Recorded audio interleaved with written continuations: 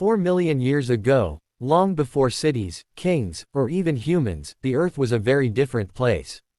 The continents were nearly in the same positions as today, but the world's face looked younger, rawer, and more untamed.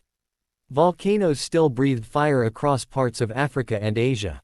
Vast savannas stretched where jungles once ruled, and early ancestors of humankind were just beginning to take their first uncertain steps on 2 feet. Let's travel back in time, 4 million years, to witness the dawn of something extraordinary, the beginnings of us, the world's climate and geography. The Earth of 4 million years ago lay in the Pliocene Epoch, part of the Neogene period. The climate was warm, but beginning to cool from the intense heat of earlier ages. The Antarctic ice sheets were expanding, and sea levels were lower than they had been for millions of years. Green forests covered much of the tropics, but grasslands were spreading fast. This shift from forest to open plains would shape the course of evolution, pushing species to adapt, to move, to change, or to vanish. In Africa, where our story centers, the Rift Valley was forming, a massive tear in the continent's crust. Rivers carved new paths, mountains rose, and ancient lakes glittered under the golden sun. These landscapes became home to countless species, from giant elephants to early hominins, our distant ancestors. The animals of the Pliocene. Imagine the plains of East Africa. Herds of ancient elephants known as gomphothers graze on the tall grass. They have long, shovel-like tusks, used for digging roots and stripping bark. Nearby, 3-toed horses, the last of their kind, gallop gracefully across the savanna, their numbers fading as they lose the evolutionary race to modern 1-toed horses. Saber-toothed cats stalk quietly through the tall grass, their massive canines glinting in the sunlight.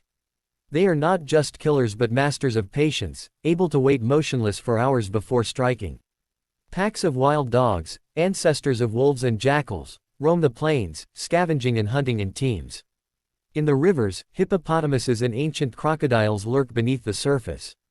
The air is alive with the calls of early birds, ancestors of cranes, vultures, and ostriches. Life flourishes everywhere, adapted to a world both familiar and strange.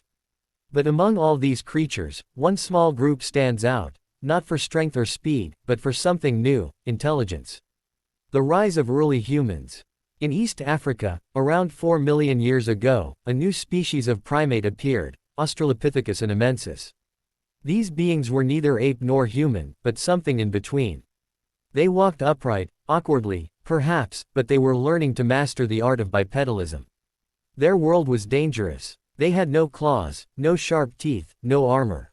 But walking on 2 feet gave them something else: freedom of the hands. They could carry food, cradle their young, or perhaps wield a stick or stone. Australopithecus inamensis lived in a mosaic landscape: forests, lakesides, and open grasslands. They likely foraged for fruits, nuts, roots, and insects. They may have scavenged meat left behind by larger predators. Their lives were short and harsh, yet every generation carried forward a spark, an evolutionary experiment that would one day give rise to humankind.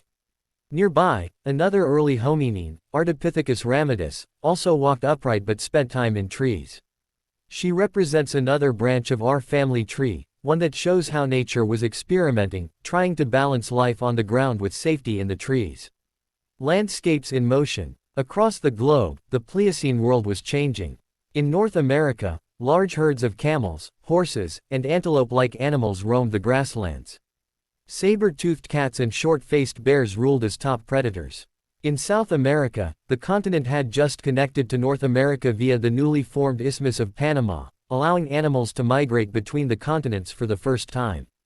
Armadillos, ground sloths, and glyptodonts, massive armored mammals, spread northward, while horses, elephants, and cats moved south.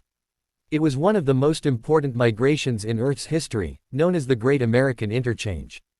In Eurasia, early versions of deer, antelope, and elephants grazed in open woodlands. Early apes still lived in parts of Asia, but they were becoming rarer as cooler, drier conditions replaced the tropical forests they depended on. And in the oceans, life thrived. Giant sharks like Megalodon, the largest predatory fish to ever exist, ruled the seas.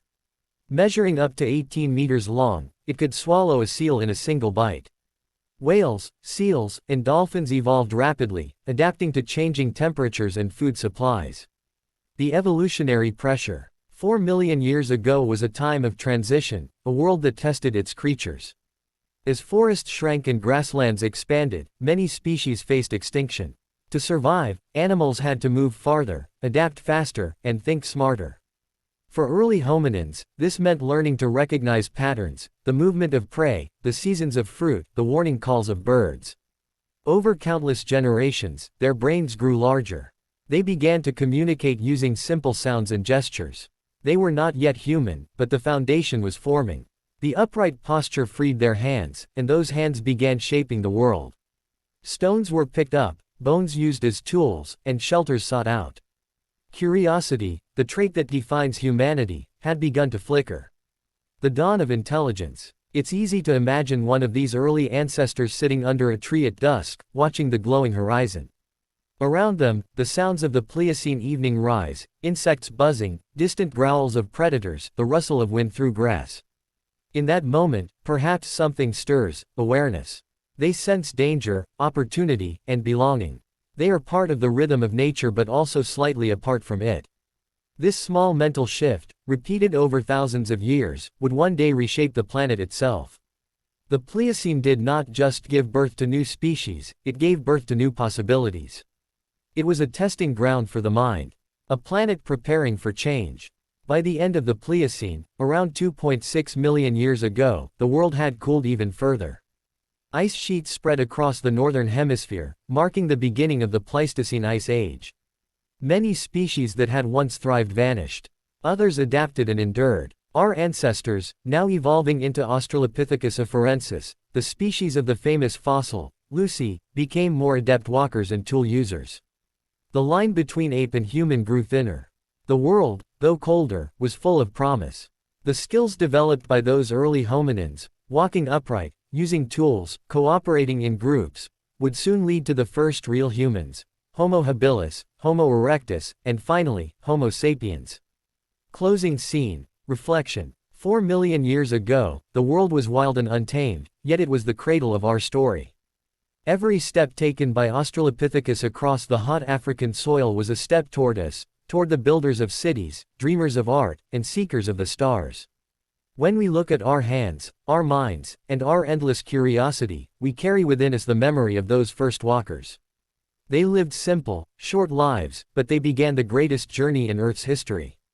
The story of life 4 million years ago is not just about fossils or ancient beasts. It's about beginnings, the quiet birth of thought, the courage to adapt, and the relentless drive to survive.